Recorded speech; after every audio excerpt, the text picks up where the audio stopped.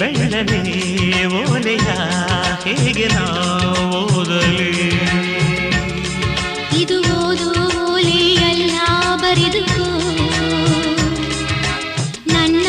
ಜೀವನದಲ್ಲಿ ಎಂದುಕೋ ನಿನ್ನ ಮನದ ಮನೆಗೆ ತಂದುಕೋ ಈ ಕಂಗಳ ಬಾಗಿಲ ಬಾದರೆಯುವೆ ಬಂದು ನೀ ಸೇರಿಕೋ ಓ ಮೇಘವೇ ಮೇಘವೇ ವಂದನೆ ಸಂಧಾನದ ಪಾತ್ರಕ್ಕೆ ವಂದನೆ